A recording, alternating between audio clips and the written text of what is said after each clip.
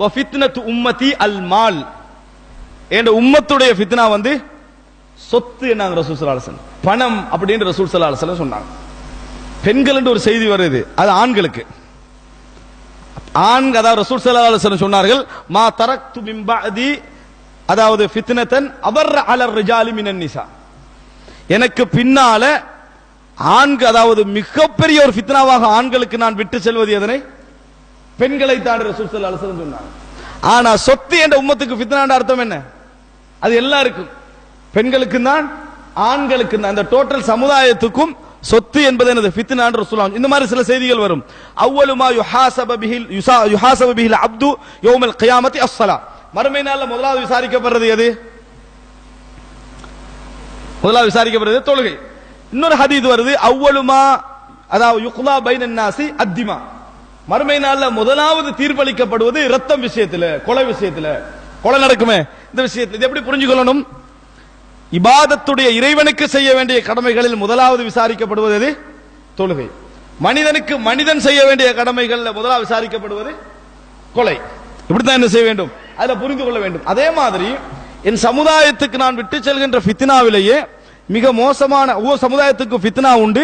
என் சமுதாயத்துக்குரிய ஃபித்னா சொத்து என்று ரசூல் ஸல்லல்லாஹு அலைஹி வஸல்லம் சொல்றாங்க. ஆனா ஆணையும் பெண்ணையும் பத்தி பேசுற நேரத்துல தான் மா தரக்து மின் பஅதி ஃபித்னத்தன் அபர் அலர் ரிஜாலி மினன் நிசா, பெண் ஆண்களுக்கு மிகப்பெரிய ஃபித்னாவாக பெண்களை என்ன செய்றேன்? விட்டு செல்கிறேன். இதுல அர்த்தம் என்ன?